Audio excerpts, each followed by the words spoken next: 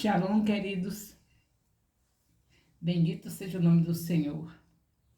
Eu acredito que hoje temos uma repassada no Daniel capítulo 11, né? Fazer a leitura. É longo, mas não é difícil de entender. Vocês fazem Daniel 11, dando uma repassada, uma revisada. E vamos ver aqui os comentários de Daniel 12. Então, Daniel 12, a expressão naquele tempo, em Daniel 12, diz respeito ao fim do tempo.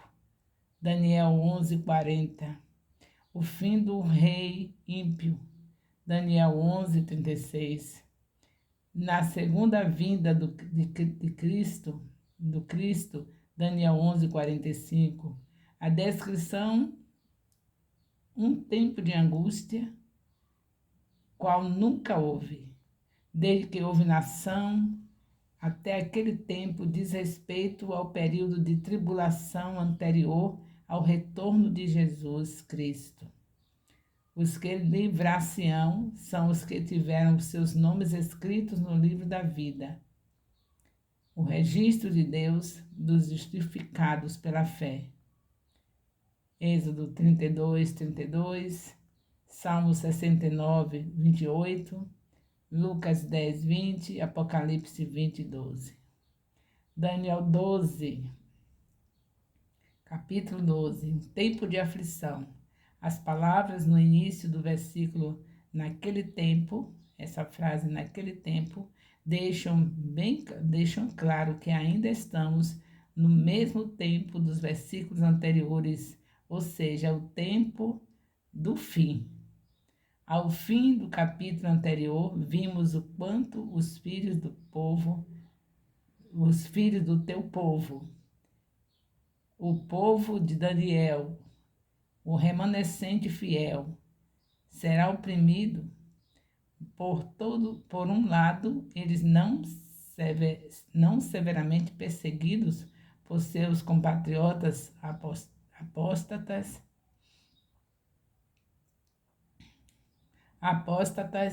que são o anticristo, a massa incrédula. Por outro lado, a vida torna-se insuportável para eles por causa de um inimigo de fora do povo, o rei do norte, que sitia e aflige Jerusalém. Essa opressão é chamada aqui de um tempo de aflição, como nunca ocorreu desde que houve nação até aquele tempo. Será um tempo de angústia sem precedentes. O Senhor Jesus que chama esse tempo de uma grande tribulação. Também fala do fato de que esse tempo não tem paralelo na história do mundo. Mateus 24:21, Jeremias 30, versículo 7. Embora a angústia do remanescente fiel seja grande por causa do cerco, esse remanescente recebe apoio do mundo invisível. Para seu encorajamento, Daniel foi informado de que seus compatriotas mais duráveis estavam sendo designados para alguém que ficasse acima deles. O fato de que ele está lá significa que ele é confiável e faz o seu próprio caso. Ele está lá para eles, ele está comprometido com eles, eles não estão sozinhos. Com esse anúncio, fica claro que o remanescente fiel não é um joguete dos poderes do mal, embora possa parecer. A guerra real ocorre nos lugares celestiais, como vimos em Daniel 8. O resultado para seu povo também é dado a eles, serão resgatados. Isso também é um grande encorajamento. A salvação de toda miséria acontecerá. No entanto, esta salvação não se aplica a todos aqueles que pertencem externamente ao povo terreno de Deus, mas ao povo terreno de Deus. A massa perversa perecerá. A salvação, o resgate, cabe apenas a todo aquele que se achar escrito no livro. Estes são aqueles que são conhecidos por Deus como seus e cujos nomes estão registrados nos céus. Lucas 10, 20, no livro da vida do Cordeiro. Apocalipse 21, 27, Apocalipse 13, 8. Daniel 12, versículo 2. O sono é um eufemismo para a morte. Eufemismo para a morte. Logo, dormir no pó da terra é uma metáfora para a morte, apesar de essa passagem parecer referir-se a uma ressurreição geral, é uma ressurreição geral. Outras passagens sugerem que há mais de uma ressurreição. João 5, 25. Não é incomum uma profecia no Antigo Testamento apresentar eventos separados por um considerável intervalo de tempo, como se concretizados em um em seguida do outro. Daniel simplesmente está dizendo que após a tribulação, muitos, tanto justos como ímpios, serão ressuscitados. Essa ressurreição de muitos dos justos parece ser uma referência à ressurreição de Israel. Daniel 12, 2, fala da ressurreição. No versículo anterior é sobre o povo de Deus na terra, no tempo do fim, e principalmente sobre o remanescente fiel. É sobre os israelitas na terra que escaparam da perseguição e que entrarão vivos no reino da paz. Também é indicado que eles são conhecidos por Deus. Ele os escreveu em seu livro.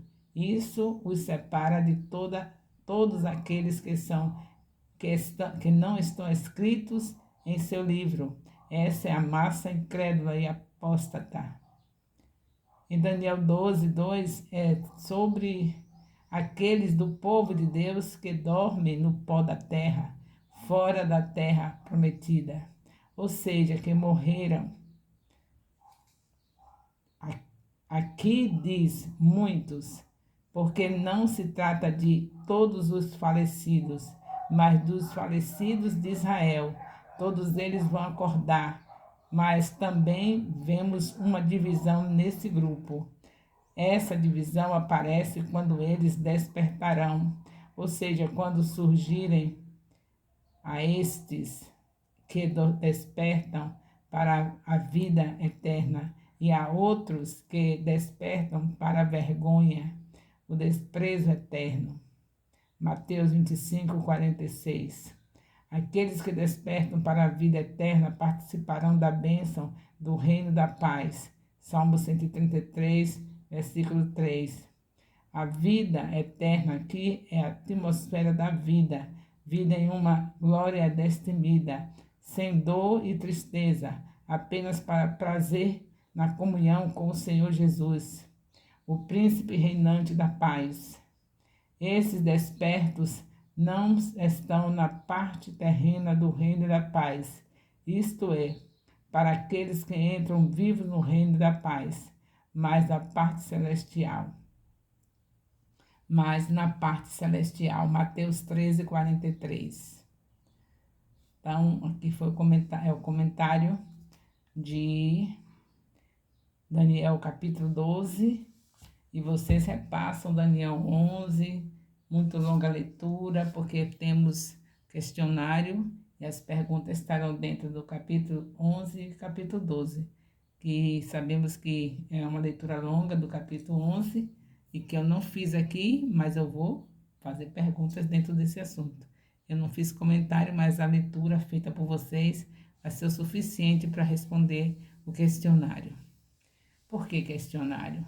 Porque nós sabemos que se nós podemos valorizar um estudo secular, fazemos todos os testes, todas as provas, todos os trabalhos que são exigidos pelos professores, se nós deixarmos de valorizar a palavra de Deus, de ter uma avaliação daquilo que nós entendemos, para que haja a gente saber como é que estamos, nós precisamos saber, a avaliação é para isso. Aí pronto, se não estiver bem, a gente vai repassar. E além de tudo, a gente não pode valorizar mais o estudo secular do que o estudo da palavra de Deus. Se lá fora, que é estudo passageiro, não passa do túmulo, tem tanta relevância, imagine a palavra de Deus que além vai para a eternidade com a gente. Então vamos ficar firmes nesse propósito de continuarmos amando a palavra de Deus, porque ela é viva e eficaz e ela não volta vazia. O amor de Deus, nosso Pai, e a graça salvadora do nosso Senhor Jesus Cristo, a comunhão do Espírito Santo, seja com todos os discipuladores e discípulos do Ministério Apostólico Internacional Filhos de Jerusalém, desde agora e para sempre.